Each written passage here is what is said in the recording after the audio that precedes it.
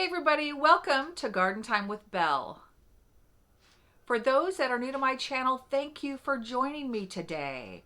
I am a master gardener from the mid-Missouri part of the world. I garden in a zone 6B, used to be 6A, for those of you that have noticed that the USDA changed all the zones this year. I garden out in the country. My husband and I live on about 11 acres, and so I have the great good fortune of being able to have lots of different types of gardens. From behind me, I have a raised bed garden where I grow lots of veggies and cut flowers. To other areas of the property, we have actually 2 acres of our property devoted to a pollinator habitat. This will be its 3rd summer, so super excited to see what beauty our native pollinator patch will bring us. The other thing about our property is that we, living where we do in mid-Missouri, our soil is primarily clay. And some of my perennial beds and garden beds around the perimeter of my home have a lot of backfill from when they built our house several years ago. And of course, that's really yucky clay. So that's sort of my struggle here in my zone 6B in Missouri garden, is dealing with clay soil. Of course, the raised beds that I have, that eliminates soil as being an issue because you create your own wonderful soil if you use raised beds or if you garden in pots or grow bags. So that's a little bit about me and where I'm coming to you from, for those of you that are new to my channel. So, you know, I really believe that there is not one right way to do any of this gardening. And so I want to share with everybody today, even those of you that have been following me for a little while, sort of my approach to gardening. And actually, if my husband were here, he would tell you my approach to a lot of things in life. First of all, I am a lifelong learner. My background is in education and counseling and teaching adults and young children, and so I love to learn. I have so much to learn, and it's exciting for me to learn how to do new things. And so I get my inspiration for my gardening from you, from online resources, from my friends, from gardening groups, from people that are much wiser and smarter and more experienced than I am. I find inspiration all over the place. And it's exciting to see how people garden differently, how the same way to do things or the very different ways of doing the same kind of tasks. Like, for instance, today, in just a little bit, I'm going to be sowing more seeds. And I'll show you my preferred method, but there are loads of ways to sow seeds successfully. My way is just my way, and that's what I'm wanting to share with you all through my channel.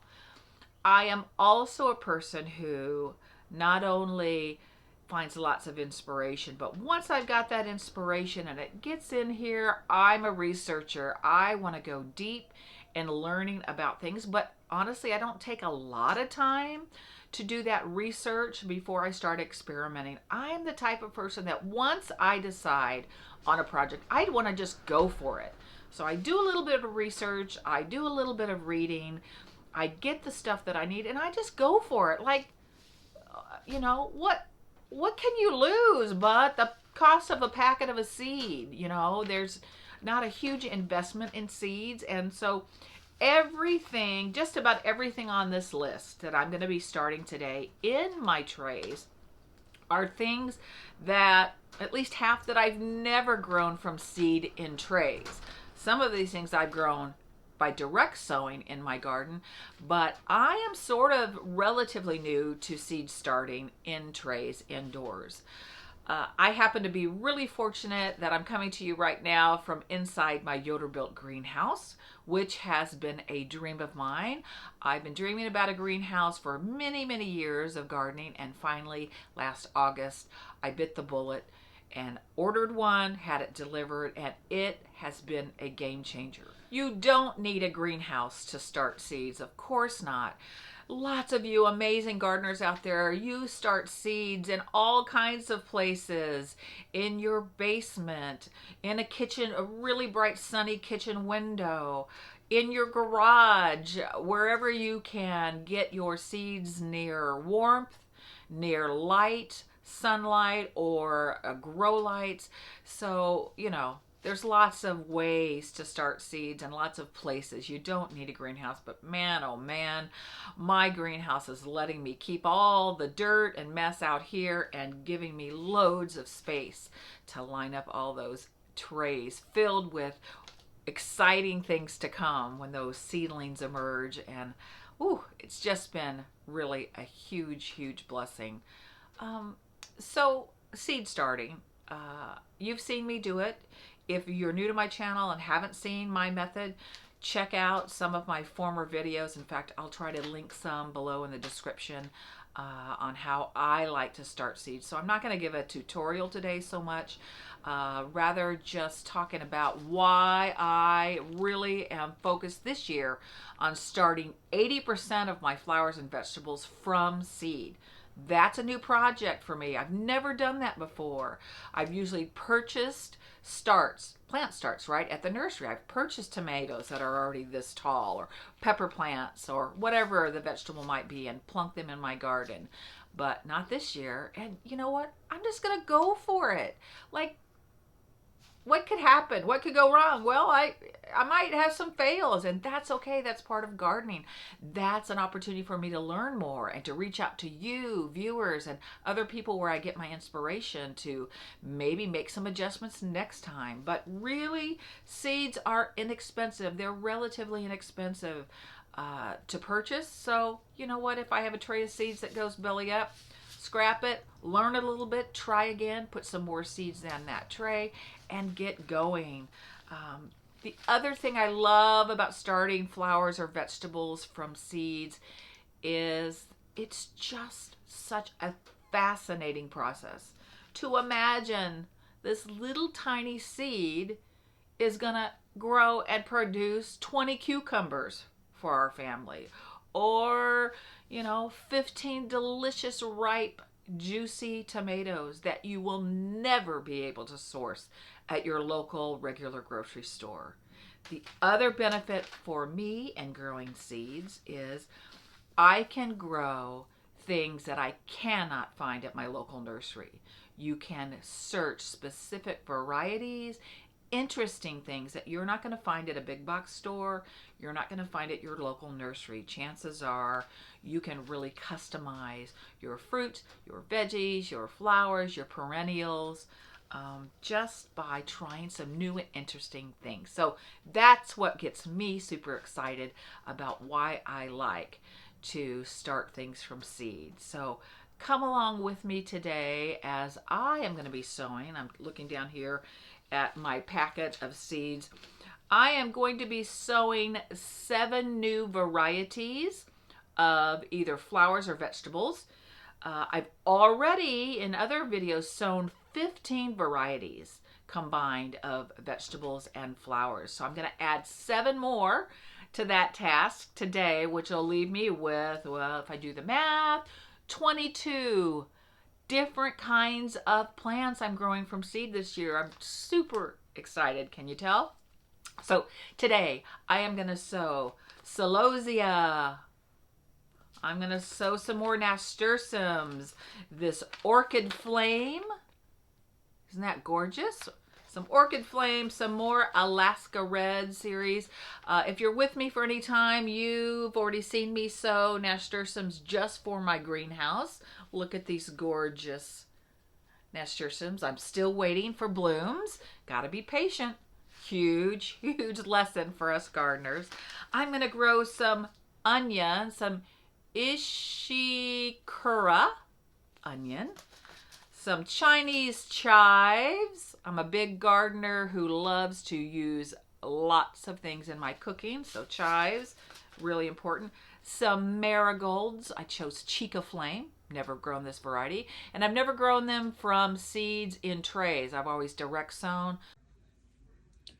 Yep, I'm one of those unapologetically organized gardeners. That's just how my brain works. And of course, I've got to check out my calendar to remind me, Ooh, seed starting. I've got to get some more seed started in trays today. So this is on the list of fun things to do.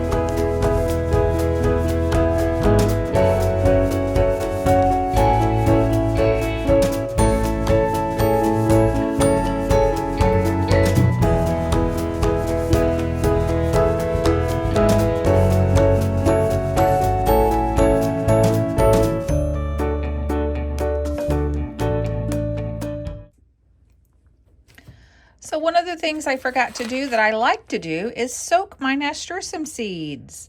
And I did not do that. So I'm going to do another method that some gardeners like to try. And they take these hard-coated seeds here and they cut off just a tiny bit of that outer shell. I'm going to use this very sharp razor knife, so probably not the best, but that's what I got in the greenhouse, and I'm not going back up to the house to get a little paring knife. So anyhow, don't try this at home with this kind of knife if you haven't used one very often. Just use a little paring knife, but be careful. So I'm going to do that now before I get them in the seed cell trays.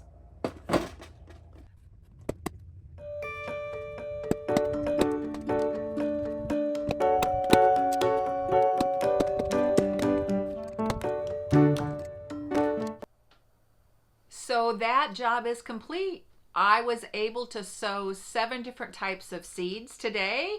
I sowed some veggies, some herbs, and some flowers.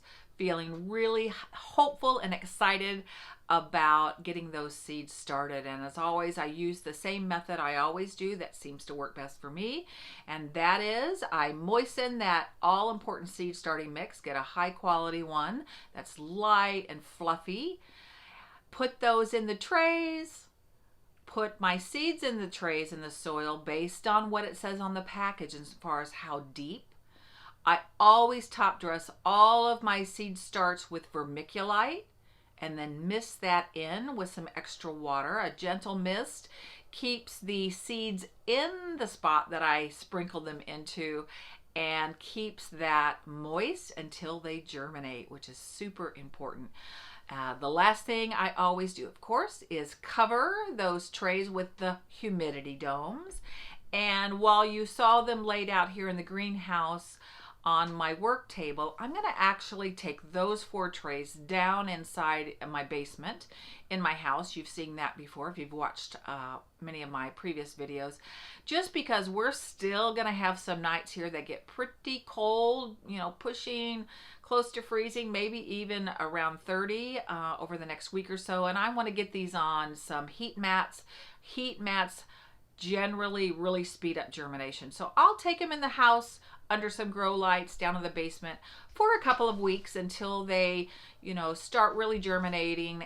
Take those humidity domes off, get them a good start, and then I'll bring them, of course, back out here as the weather improves and we have more sunlight and longer and warmer days. They'll do just great out here, just like you saw many of those other trays I have out here that have seedlings anywhere from, this tall to this tall. So I like to start them in the basement when it's really cold out and then bring them out here a few weeks later. So that's my plan. But I hope today inspired you all to consider starting some of your things from seed. It's simple, it's quick, it's affordable, and it's just fascinatingly fun to imagine that speck of a seed is going to produce an amazing plant, a beautiful flower, a delicious something for you to eat to feed your family.